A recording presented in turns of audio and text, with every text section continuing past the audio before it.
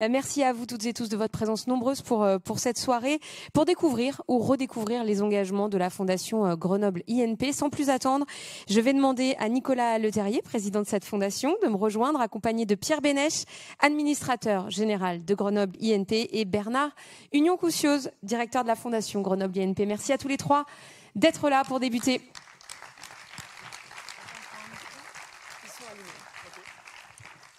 Et on s'approche, on reste debout pour donner un petit peu de vigueur et de dynamisme à ce début de soirée. Nicolas, je le disais, vous êtes président de cette fondation. C'est donc logiquement à vous de prendre la parole en premier. Pour nous rappeler peut-être tout d'abord ce qu'est la mission de cette fondation. Oui, alors c'est un grand honneur d'être président de la fondation. C'est quelque chose que j'adore depuis toujours. La fondation a maintenant 13 ans.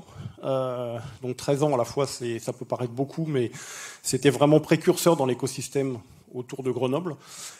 Tout ça pour développer de l'excellence, pour être aussi capable de développer ce que vous avez vu, pour développer tout ce que vous allez voir, parce que vous allez voir beaucoup de choses. C'est un petit teaser, mais vous allez voir. La fondation, c'est 3 piliers essentiels. C'est l'égalité des chances, l'inclusion, la diversité, la capacité à être capable de penser différemment. Ça, c'est vraiment essentiel à l'intérieur de la fondation. Le deuxième élément, c'est tout ce qui va être autour du savoir, du développement du savoir-faire, du faire savoir, d'être capable de communiquer, d'être inclusif au niveau de toutes les sciences, sciences douces, sciences dures, pas d'opposition, que de l'inclusion.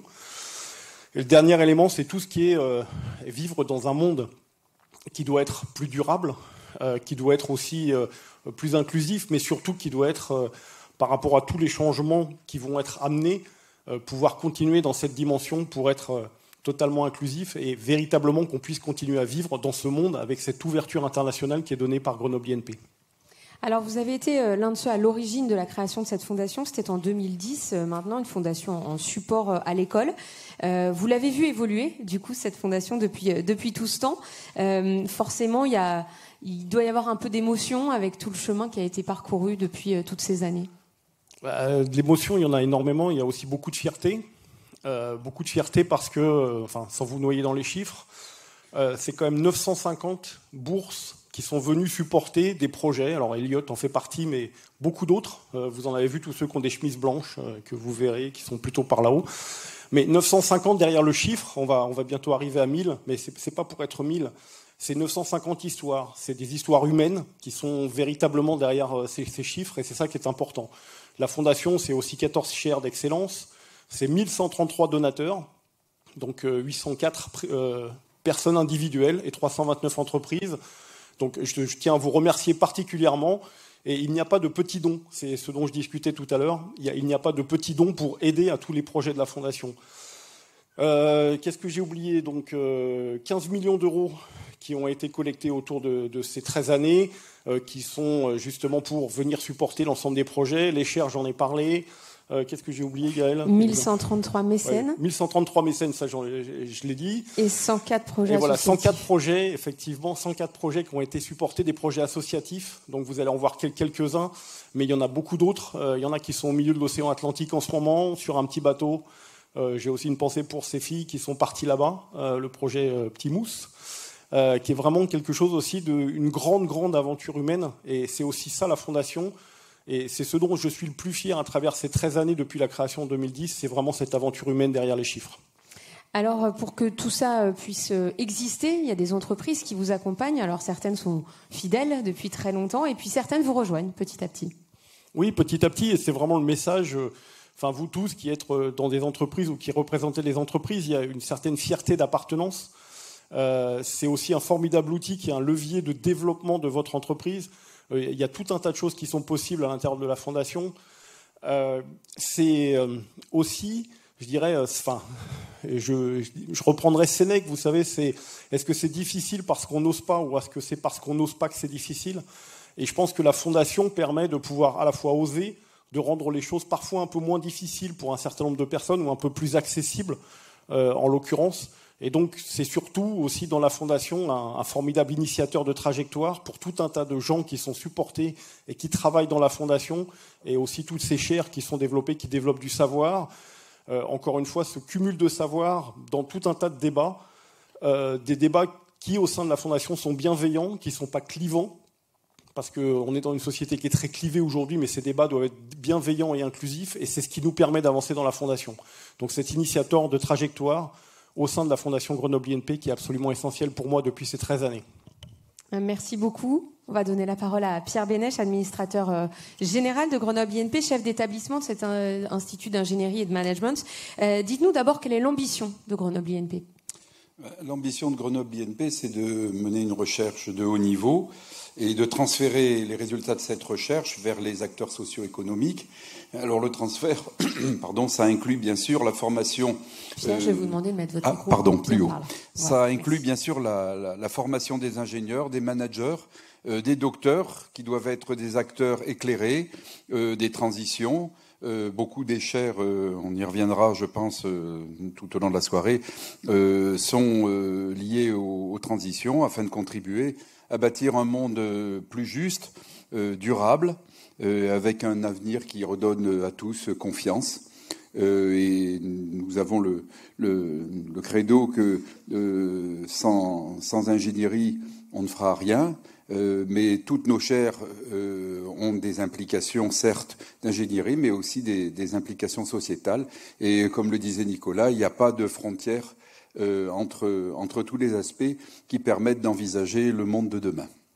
Voilà. Alors pour ce faire, on s'appuie bien sûr sur la qualité de la formation, de la recherche, qui est construite en interaction permanente, et c'est ce qui nous caractérise avec la société, avec les industriels et globalement les entreprises qui nous entourent, sur des valeurs fortes que nous partageons, qui sont la responsabilité sociale qu'ont toujours eu les ingénieurs et la responsabilité environnementale qui est si prégnante.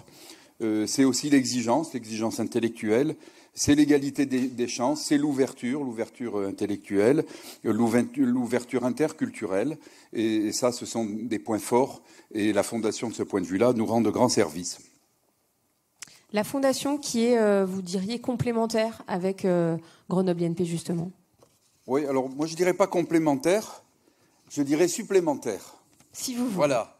C'est comme la cerise sur le gâteau, vous voyez, c'est au-dessus. Mais c'est indispensable. Voilà. Alors, grâce aux différents dispositifs de la Fondation, ça donne à notre établissement des moyens qui complètent, qui supplémentent surtout dans la réalisation de nos ambitions, qui portent des éléments de rayonnement et qui renforcent nos liens avec les entreprises par tous les dispositifs que porte la Fondation. Voilà, je suis particulièrement fier de la dynamique des chaires, toujours réaffirmée, avec 4 nouvelles chaires cette année, si je ne me trompe. Et cette dynamique, non seulement ça traduit la vivacité de nos relations avec le monde socio-économique, mais ça illustre également, par les thématiques portées, nos engagements envers la société, via les questions cruciales des transitions, qu'elles soient énergétiques, environnementales, numériques ou industrielles. Voilà, alors depuis 2022, c'est presque 1,2 million de moyens qui ont été affectés par la Fondation à Grenoble INP directement pour soutenir son ambition, sa stratégie en termes d'excellence scientifique. Et je tiens donc à remercier tout particulièrement ce soir la Fondation pour son action et en fait, au travers elle, tous ceux qui nous font confiance jour après jour. Merci beaucoup, Pierre Bénèche. On va maintenant donner le micro et la parole à Bernard Union-Coussiot, qui est le directeur de cette fondation et qui va nous rappeler, Bernard, comment elle agit, cette fondation. Alors la fondation, elle agit sur 2 axes, comme ça a été présenté. D'une part, auprès des étudiants, pour lesquels nous avons mis en place un programme de bourse, de prêts d'honneur et des subventions pour soutenir les projets associatifs des étudiants. Nicolas a cité un certain nombre de chiffres, je ne les répéterai pas, mais c'est très clairement un axe important pour nous. Le deuxième axe, c'est l'axe avec les entreprises. Donc, avec les entreprises, nous avons mis en place 3 programmes. Un programme qu'on appelle My Fondation, qui a pour objectif de rapprocher les entreprises avec les étudiants et le monde associatif étudiant. Un deuxième programme qui est le programme Fast Track, par lequel on permet aux entreprises de se rapprocher de Grenoble INP, de ses laboratoires. Et un troisième programme, qui est le programme de chaire, que Pierre a évoqué, par lequel on accompagne la recherche et développement et on contribue au progrès de la science. Chaque fois que j'utilise cette formule, je me dis t'es gonflé de dire ça, et puis je me dis non, c'est vrai. Avec Grenoble INP, avec les chaires, on contribue au progrès de la science. Et on aura des exemples dans quelques instants, Bernard, avec les étudiants qu'on va accueillir sur cette scène. Dites-nous ce que vous attendez précisément de la présentation de leurs travaux et de leur parcours, voire de ce qui va se passer après. Alors qu'est-ce que j'attends ? Bon, on est là pour partager de la connaissance, on est là pour permettre la diffusion de la connaissance. Donc très clairement, les travaux qui vont nous être présentés vont être une pierre à cet édifice de communication de ce qu'on fait. On est là pour inspirer par le progrès et les sciences un monde durable. Donc là, je dirais, on pouvait pas mieux tomber avec les projets qu'on va vous présenter. On est en plein dedans. Donc vraiment, c'est un axe qu'on supporte à fond. Et puis, bon, je dirais ça pour conclure que cette soirée s'adresse à tous les partenaires, à vous tous, partenaires de la Fondation, que vous soyez entreprise, particulier. Nous sommes là pour vous faire découvrir nos actions, pour vous donner envie de continuer avec nous, et puis pour nous faire connaître et faire en sorte que d'autres puissent nous rejoindre. Ce soir, bon, on va voir 4 projets. On aura le temps de les présenter. 3 projets étudiants, un projet de chaire. Mais je ne vais pas déflorer le sujet avant qu'on y arrive. Et on y arrive, justement, ça tombe bien. Merci beaucoup Bernard, vous allez rester avec moi. On va remercier Pierre Bénèche et Nicolas également, qui nous rejoindront tout à l'heure, un petit peu plus tard dans cette soirée. Donc